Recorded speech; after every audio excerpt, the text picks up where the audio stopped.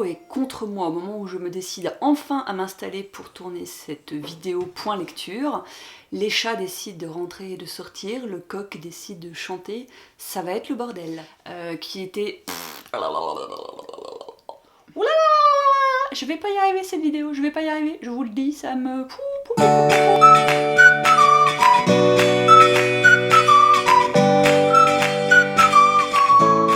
Bonjour les gens, c'est lundi, que lisez-vous? Pour ma part, je lis des livres qui sont plutôt pas mal dans l'ensemble en ce moment. J'en ai enchaîné la 3-4 cette semaine, plutôt cool. Enfin cette semaine, ces 15 derniers jours, hein, disons les choses comme elles sont. Et notamment un week-end qui était limite un week-end à 1000. Là, le week-end dernier, j'étais toute seule, je suis pas trop sortie de ma couette et de mes bouquins. Et je vous présente tout ça maintenant. Le premier livre dont je ne vous ai pas encore parlé, c'est un service presse. Il s'agit de Résilience de Julia M. Tin, ou Tan, je ne sais pas comment ça se prononce. J'avais prévu de vous en faire une vidéo dédiée, mais j'ai remarqué que malheureusement, peut-être par une sorte d'a priori, je ne sais pas, les vidéos spécifiques service presse étaient moins regardées que les autres. Et je trouve ça un petit peu dommage, parce que ce qui compte, c'est le livre en lui-même. Donc je continuerai à le signaler, que ce sont des services presse, ça me paraît important, tout comme moi j'aime le savoir quand on m'en présente, et tout comme j'aime quand une vidéo est un partenariat ou une vidéo en collaboration, que ce soit dit clairement et pas juste dans les petites lignes en dessous que personne ne lit, comme vous savez, les petites lignes liées en caractère 5 dans les contrats. Bref, on s'en fout, parlons de Résilience, parce que Résilience est un chouette bouquin. Je trouve cette expression particulièrement pourrie. Je sais pas si vous vous êtes rendu compte du nombre de fois où je l'emploie, mais chouette bouquin, chouette lecture, je trouve ça très con. Bref, ça va être compliqué encore aujourd'hui. J'ai entendu parler de ce livre grâce à Séverine de Il est bien ce livre. L'auteur cherchait quelques lecteurs et comme ça faisait assez longtemps que je n'avais pas lu de thriller, ou en tout cas qui s'y apparentait, je me suis dit pourquoi pas. Et je ne regrette vraiment pas mon choix, tout simplement parce que ce livre m'a mis vraiment hyper mal à l'aise. Alors non, je n'aime pas être mal à l'aise par défaut, hein, mais je trouve ça chouette quand un... encore Je trouve ça très bien, parfait, merveilleux, intéressant, quand un livre vous remue les tripes comme ça. Et ça a vraiment été le cas de celui-ci. À plusieurs moments, j'ai vraiment dû reprendre ma respiration parce que je me rendais compte que j'étais tellement crispée, pas bien, un peu nauséeuse, pardon, que je me bloquais et je respirais limite plus, quoi. Et c'est pas bon. Comment vous parler de résilience? Parce que ce qui est difficile dans ce livre, c'est qu'il y a beaucoup de sujets qui sont abordés assez rapidement, puisque le livre est très court, mais en même temps ça vous met des pains dans la gueule et il faut s'accrocher parce que ça, je vous dis, ça met vraiment mal à l'aise. On suit un jeune homme qui s'offre une délivrance en assassinant son père, ou son beau-père, je ne sais plus, je crois que c'est son père. Et donc forcément ça se termine pas très bien pour lui et en même temps très bien. Et dans le livre on va alterner entre son vécu qui a pu l'amener à commettre ce crime, cette délivrance comme il l'appelle, et en même temps sa vie actuelle, donc en prison forcément. Vincent se retrouve incarcéré et donc face à lui-même, face à ses démons. Il est en discussion avec une thérapeute qui essaye de l'aider. C'est pas tout à fait ça, mais on va dire ça comme ça pour que vous laissiez un petit peu de suspense. Et dans sa cellule, il rencontre un jeune homme qui lui aussi a essayé de se délivrer d'une autre façon. Et au travers de leur discussion, naît une relation, des sentiments particuliers entre ces deux hommes. Et moi je suis restée sur le cul du début à la fin, quoi. Parce que à la fois j'étais hyper mal, en même temps, je pouvais éventuellement comprendre son geste, ou en tout cas ce qui l'avait amené à ça. En même temps, sa vie continue à être pourrie, donc on se dit tout ça pour ça, ouais, est-ce que ça en valait vraiment la peine, finalement, passer d'une souffrance à une autre souffrance, qu'est-ce qu'on y gagne? Et la notion donc de résilience, qui est la capacité que peut avoir un être humain à être heureux ou à se dépasser, malgré tout ce qu'il a pu endurer dans sa vie. C'est un concept qui a été très bien décrit par Boris Sulnik, j'écorche toujours son nom, j'essaierai de vous l'écrire si j'oublie pas. Sinon vous êtes grand, vous irez voir votre ami Google. Et bref, prenant, vraiment prenant. J'ai du mal à trouver mes mots parce que ce qui me revient c'est mal à l'aise, mal à l'aise, mal à l'aise, mal à l'aise. J'étais mal à l'aise du début à la fin de ce bouquin. Et en même temps, je le trouve chouette, haha, je le trouve bien. Allez-y, si vous aimez... Alors, ceci étant, je crois qu'il faudrait que je prenne un cours. J'ai beaucoup de mal à comprendre la différence entre polar, policier et si, ça bien évidemment, puisqu'il y a une enquête, il y a quelque chose. Et là, il n'est pas vraiment question de ça à mon sens. Mais un thriller, qu'est-ce qui fait qu'un thriller est un thriller? Les commentaires sont ouverts. Je sais pas si je l'aurais mis dans la catégorie thriller. Pour moi, c'est plutôt un drame psychologique. Je sais pas trop comment le dire. Mais intéressant, vraiment. Ça change de ce qu'on lit d'habitude. Et réussir à amener chez quelqu'un autant de sentiments en aussi peu de pages, je trouve qu'en soi, c'est un joli exploit. Dans un tout autre genre, j'ai lu Retour à Little Wing de Nicolas Butler. Si vous n'aimez pas les livres où il ne se passe à rien, entre gros guillemets, passez votre chemin.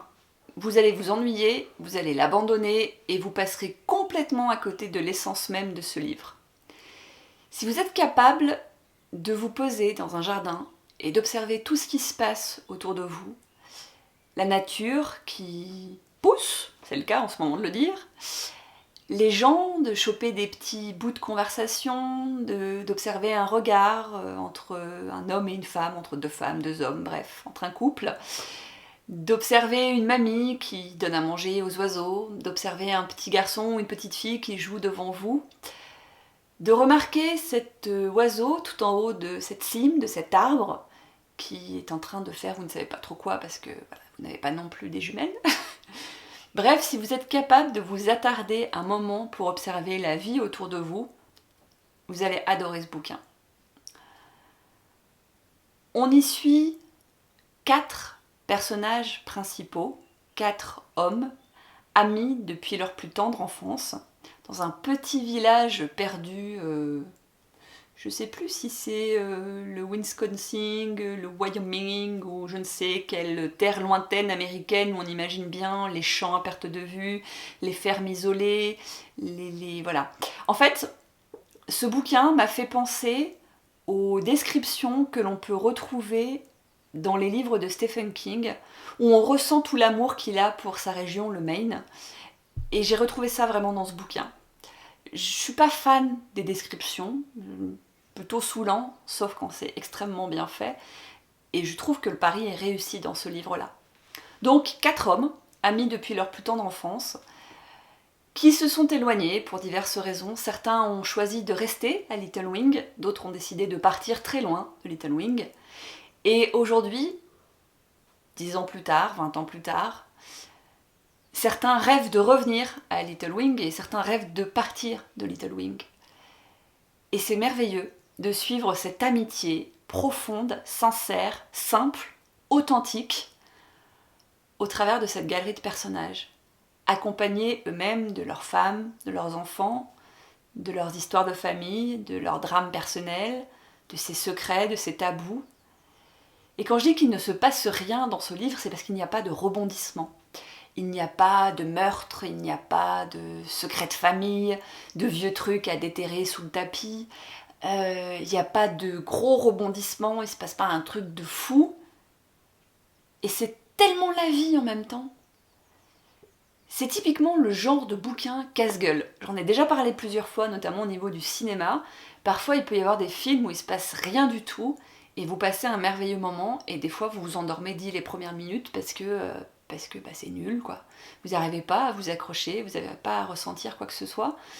Et moi, personnellement, dans ce bouquin, je me suis attachée. Je me suis attachée aux personnages, je me suis attachée à leur vie, j'avais envie de partager voilà, ces instants avec eux.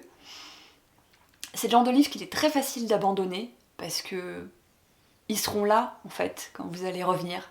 Ça m'a fait penser également, alors pas au cas de fille du Dr March, parce que il se passe quand même pas mal de choses finalement dans ce livre, mais si vous l'avez vu, La petite maison dans la prairie, et j'ai adoré Retour à Little Wing. Je trouve que Nicolas Butler s'en sort très très bien dans ce genre-là.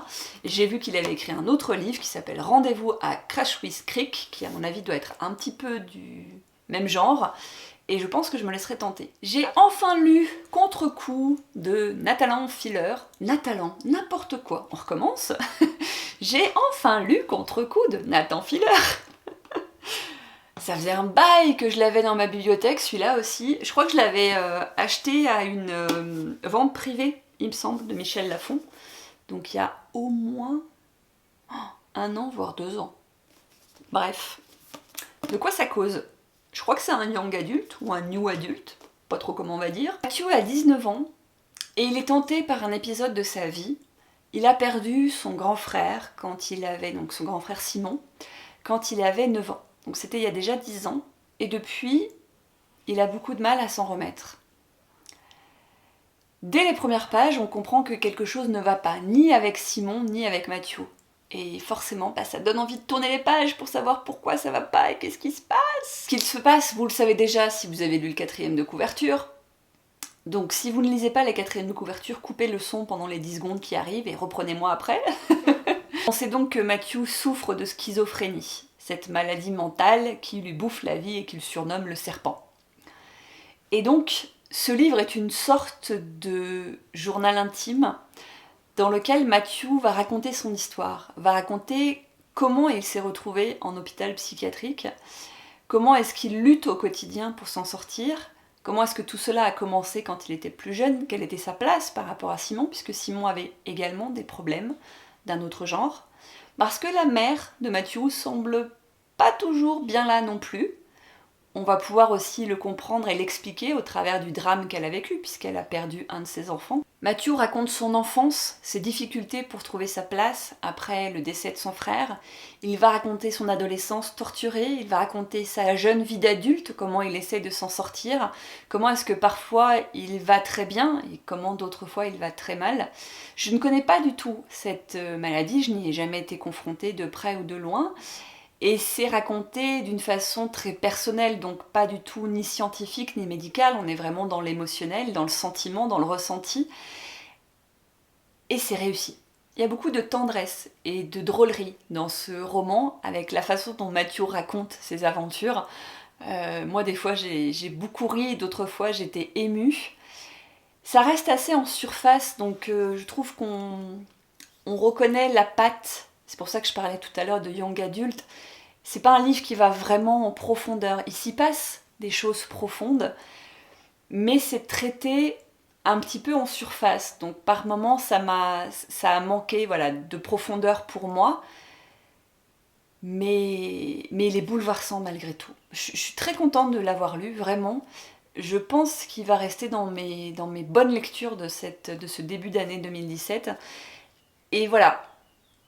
Vous m'avez sans doute entendu dans d'autres vidéos râler sur ces livres où on a systématiquement un ado qui va pas bien et qui souffre d'une maladie. Alors on a eu toute une vague avec l'anorexie, les maladies boulimiques, etc. On a eu toute une vague avec les cancers, les leucémies, en veux-tu, en voilà. Et là j'ai l'impression que depuis 2-3 ans, on rentre dans une vague avec les maladies mentales plus spécifiquement. Et j'ai toujours un petit peu de mal avec ça parce que je lis beaucoup de témoignages. Donc je sais pas trop s'il faut commencer en fait avec les témoignages pour vraiment avoir le point de vue d'une personne qui en a souffert, ou si on peut faire confiance au roman parce que je suis intimement persuadée que les auteurs du coup soit sont touchés eux-mêmes d'une façon ou d'une autre par cette maladie. J'ai tendance à penser qu'on ne choisit jamais vraiment un sujet par hasard, mais peut-être que je me trompe, soit ils se sont documentés et c'est très bien fait. Donc si vous n'êtes pas branché témoignage et que vous préférez vous laisser porter par le côté imaginaire, Contre-coup peut être une bonne solution pour se lancer dans ce type de lecture. Je préfère, si on peut dire ça comme ça, je préfère les livres autour des maladies mentales qu'autour des maladies physiques. C'est un peu... Je suis pas sûre trop de ce que je dis là, mais j'ai trouvé ça plus intéressant, plus intime. que la vague leucémie, cancer, où je trouve que ça tourne un peu en rond. Voilà. Avis totalement personnel et subjectif. Et enfin, ce week-end, je me suis régalée avec ce contemporain. Désolée, je suis attendue de Agnès Martin-Lugan, dont j'avais adoré Les gens heureux lisent et boivent du café. Dans celui-ci, on suit les aventures de, mon Dieu, j'ai oublié son nom, Yael, qui ne vit que pour son travail. Yael ne vit qu'à travers les yeux de son boss, clairement. Elle est interprète, elle est très bien placée dans la société dans laquelle elle travaille depuis 10 ans, à tel point qu'elle a totalement dédié sa vie à son boulot, avec des horaires impossibles, avec plus du tout de vie à côté, que ce soit pour sa famille, ses amis, un éventuel amoureux, etc. Et ça m'a plu dès le départ parce que je peux comprendre qu'on fasse ce choix-là dans la vie. Je reste persuadée que certaines personnes y arrivent très bien, sont heureuses ainsi. On n'a pas tous le même schéma. On n'a pas tous besoin d'un appartement en ville ou d'une maison à la campagne, d'un mari ou pas de mari, d'enfants ou pas d'enfants, de carrière ou pas de carrière. Il y a autant de schémas de vie possibles que de personnes, j'ai envie de dire. Et donc je trouvais ça intéressant que pour une fois on soit dans un schéma qui dès le départ était posé: je suis une femme carriériste, j'ai envie de réussir, je suis indépendante et je l'assume. Et ce qui est intéressant, c'est que petit à petit ce schéma-là va se fissurer parce que, on va dire que les fantômes du passé vont réapparaître dans sa vie. On va comprendre qu'il y a peut-être une raison à ce carriérisme. On va comprendre que finalement, c'est peut-être pas la vie qu'elle a choisie et que c'est peut-être pour ça que par moments elle n'y arrive pas. Et ça se fissure, et ça se craquelle, et vous avez des petites touches d'émotion au milieu de ces craquellements et de ces fissures. Vous avez des amis qui réapparaissent, de la famille qui essaye d'être présente pour elle, des personnes qu'elle rejette parce qu'elles se sont jugées alors qu'ils ne l'ont jamais jugée. Et de main tendue en main tendue, elle va se rendre compte que finalement, elle aurait pu faire d'autres choix et que peut-être aujourd'hui, elle va choisir ou pas de faire d'autres choix. Et j'ai trouvé ça très intéressant parce que rien n'est joué par avance. Ce n'est pas parce qu'aujourd'hui vous décidez d'avoir tel ou tel rythme de vie que toute votre vie vous aurez le même, sans pour autant renier celle que vous avez été. Je ne sais pas si je suis claire. Quelqu'un qui va décider de mettre toute sa carrière en avant et un jour changer de vie, ça ne veut pas dire qu'au départ, elle n'assumait pas son choix. Ça ne veut pas dire qu'au départ, elle ne savait pas pertinemment ce qu'elle faisait. Souvent on dit « Ah, elle regrette, c'est pour ça elle a changé et tout ». Non, on évolue. On rencontre des gens, on se fait notre propre opinion, on réussit, on a des échecs, on se relève, on retente. La vie, quoi. La vie, la vraie vie de vie. Et il y a tout ça là-dedans. Et c'est aussi une belle histoire d'amitié, et c'est aussi une belle histoire d'amour contemporaine, sans truc gnangnan, et ça fait du bien. C'est simple, c'est vrai, c'est authentique, je reviens souvent à ce moment-là. Portée dans mon élan lyrique pour vous parler de ce bouquin, je me suis fait couper le sifflet par ma caméra. Et bah tant pis, si vous voulez le découvrir, vous n'aurez qu'à le lire par vous-même, et puis c'est tout. Voilà. Je vous parle donc pour terminer de ma lecture en cours, qui est un thriller. Ça va être le nouveau genre avec lequel j'aurai du mal dans mes prochaines lectures. L'enfant au caillou. Bref, c'était une lecture commune, enfin c'est une lecture commune, sauf qu'elle l'a terminée et moi pas encore, parce qu'elle ne m'a pas attendu, cette vilaine choupinette. L'enfant au caillou de Sophie Loubière, dont j'ai entendu parler grâce à Sève de la chaîne Il est bien ce livre. Je crois que de toute façon, c'est fait un peu comme avec Petit Elfe, qui est ma référence, on va dire, en fantaisie fantastique. Sève est un peu ma référence en thriller, au policier, au psychopsychiatrique, comme elle dit. J'ai donc attaqué cette lecture hier, j'en suis à peu près à la moitié, et franchement, il se lit un peu tout seul, ce petit livre.